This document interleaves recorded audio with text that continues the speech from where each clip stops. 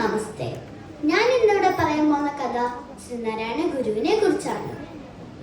ശ്രീനാരായണ ഗുരു ജനിച്ചത് തിരുവനന്തപുരം ജില്ലയിലെ ചെമ്പരന്തി എന്ന സ്ഥലത്ത് വയൽവാരം വീട്ടിൽ ശ്രീ മാടനാശന്റെയും കുട്ടിയമ്മയുടെയും മകന് 1856 ഓഗസ്റ്റ് 20 ചതയ നക്ഷത്രത്തിലാണ്. നാരായണൻ എന്നാണ് അച്ഛനും അമ്മയും വിട്ട പേര്. പക്ഷെ നാണു എന്ന ഓമന പേരിലാണ് എല്ലാരും വിളിച്ചിരുന്നത്. നാണുവിന്റെ ജനന സമയത്തെ ഏറ്റവും വലിയ പ്രത്യേകത നാണു ജനിച്ചപ്പോൾ കരഞ്ഞില്ല.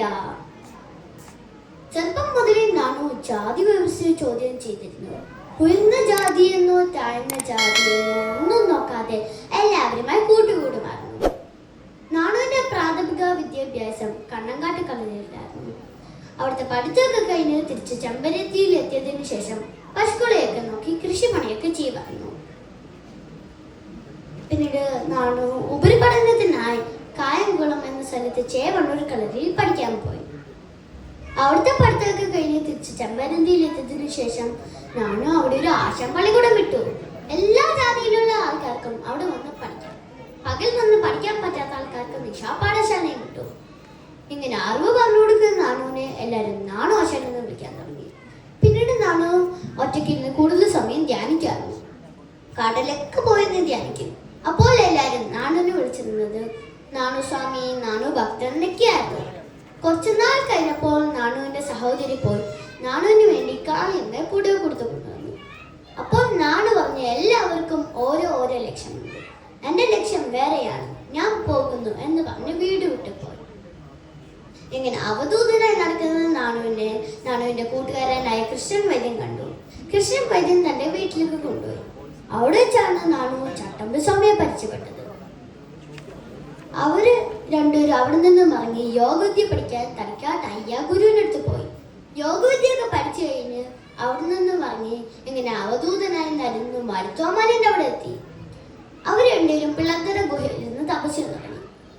3-4 ദിവസം കഴിഞ്ഞപ്പോൾ ചട്ടമ്പി സ്വാമി പറഞ്ഞു, എനിക്കിങ്ങനെ ഇരിക്കേണ്ട, ഞാൻ പോകുന്നു എന്ന് പറഞ്ഞ് തിരികെ പോയി.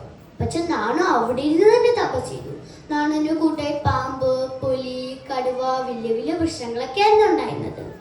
ഇങ്ങനെ തപസ് ചെയ്ത് ഒരു കോടി സൂര്യന്റെ പ്രഭയിൽ പ്രകാശ സ്വരൂപമായി മാറി. ഈ പ്രകാശ സ്വരൂപമായി മാറിയതിനു ശേഷം ലോകരേക്ക് രക്ഷിക്കാൻ വേണ്ടി തപസ്സിൽ നിന്നും ഉണർന്നു താരോട്ട് ഇറങ്ങി വന്നത് കൊണ്ടാണ് നാരായണ ഗുരുവായി മാറിയത്. പിന്നീട് 1888 തന്റെ ആദ്യത്തെ പ്രതിഷ്ഠയായ അരിപ്പുറം പ്രതിഷ്ഠ നടത്തിയത്. ഗുരു 63ഓളം പ്രതിഷ്ഠകൾ നടത്തിയിട്ടുണ്ട്. ഇവിടേക്ക് വന്ന് പ്രാർത്ഥിക്കാൻ വേണ്ടി 33ഓളം കൃതികളും എഴുതിയിട്ടുണ്ട്. പിന്നീട് 1903 SNDP യോഗം സ്ഥാപിച്ചു. പിന്നീട് 1904 ശിവഗിരി മഠം സ്ഥാപിച്ചു. പിന്നീട് ശാരദ പ്രതിഷ്ഠ നടത്തി അദ്വൈതാശ്രമം സ്ഥാപിച്ചു. പിന്നീട് 1924 ചരിത്ര പ്രസിദ്ധമായ സർവമത സമ്മേളനം നടത്തി. അതിന്റെ കവാടത്തിൽ എഴുതി വെച്ചിരുന്നത് വാദിക്കാനും ജയിക്കാനുമല്ല, അറിയാനും അറിയിക്കാനുമാണ് എന്ന വാക്യമാണ്. എല്ലാ മതത്തിന്റെ സാരം ഏകമെന്ന് ഗുരു അവിടെ സ്ഥാപിച്ചു. പിന്നീട് ഏറ്റവും അവസാനം നടത്തിയ പ്രതിഷ്ഠ ഉള്ളിൽ ഓംകാരേശ്വരത്താണ്. ഓംകാര പ്രതിഷ്ഠയാണ് നടത്തിയത്.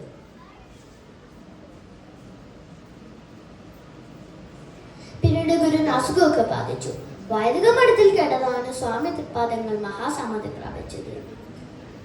1928 സെപ്റ്റംബർ 20 ഉച്ചയ്ക്ക് 3:00നും 4:00 മഹാസമാധി പ്രാപിച്ചത്. പിറ്റേ ദിവസം മഹാസമാധി ഇരുത്തൽ ചടങ്ങായിരുന്നു. നേരത്തെ തന്നെ ഗുരു കാട്ടുകൊടുത്ത സ്ഥലമാണ് ശിവഗിരി കുന്നിന്റെ നെറുകയിൽ. അവിടെ മഹാസമാധി ഇരുത്തൽ ചടങ്ങ് നടത്തി. ഗുരു 72-ാം വയസ്സിലാണ് മഹാസമാധി പ്രാപിച്ചത്. അതുകൊണ്ടാണ് അവിടുത്തെ മഹാസമാധി മന്ദിരത്തിന് 72 അടി ഉയരം വെച്ചിരിക്കുന്നത്. ഇത്തരം പറഞ്ഞുകൊണ്ട് ഗുരുവിന്റെ ജീവിതകഥ നിർത്തുന്നു. നന്ദി, നമസ്തേ. ഗുരുദേവ ധർമ്മം വിജയിക്കട്ടെ.